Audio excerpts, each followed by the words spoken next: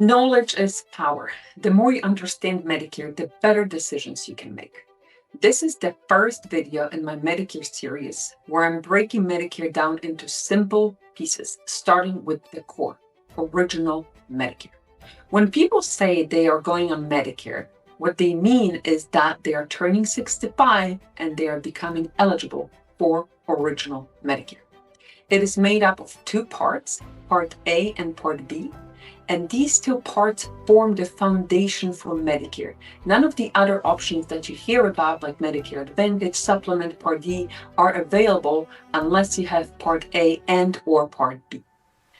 They're the only two parts that come directly from the federal government through Medicare, and every other Medicare option that you hear about comes from private insurance companies. So let's dive in. We'll start with Medicare Part A, which is also known as hospital insurance.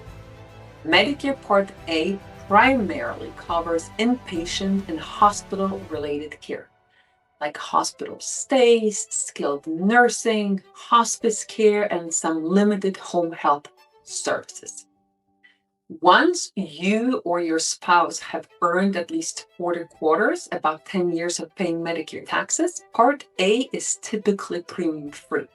That said, Part A is not free. There is a deductible for each benefit period, and depending on how long you're hospitalized, daily coinsurance could also apply. In 2026, the Part A inpatient hospital deductible is $1,736 per benefit period. It's not per year, it's per benefit period. And if your hospital stay lasts longer than 60 days, there might be additional daily coinsurance that you will pay for days 61 and beyond. This is an important point to remember. While most people won't pay a monthly premium for Part A, that does not mean hospital care won't cost you anything when you actually need it. On the other side of the coin is Medicare Part B. It's your medical insurance and covers outpatient care such as doctor visits, lab work, imaging, outpatient procedures, and so forth. Unlike Part A, Part B does come with a monthly premium.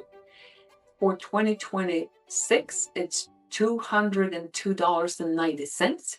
You will also have an annual deductible of $283 for 2026. And after that deductible is met, Medicare generally pays 80% of approved costs, leaving you responsible for the remaining 20%. It's also important to know that the Part B premiums are income-based. If your income is above certain thresholds, you may pay more due to IRMA, which stands for Income-Related Monthly Adjustment Amount. IRMA is based on your tax return from 2 years prior, and some income that isn't taxable for income tax purposes still counts for Medicare.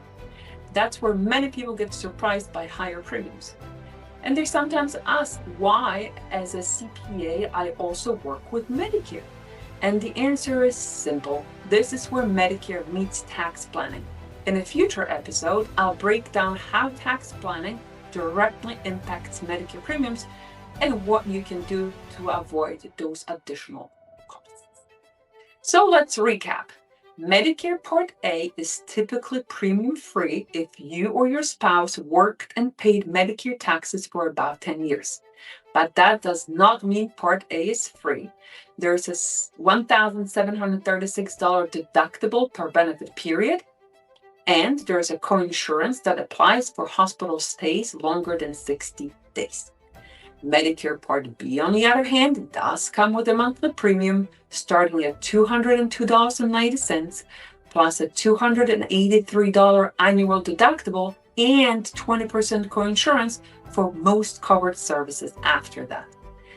And here's the most important takeaway. Original Medicare does not have an out-of-pocket maximum. That means that there's no cap on how much you could pay in a year for deductibles, coinsurance, and copays under Parts A and B alone. This is exactly why most people don't rely on original Medicare by itself. That's where options like Medigap, Medicare Advantage, Part D, prescription drug coverage come into the conversation, which I'll cover in upcoming episodes.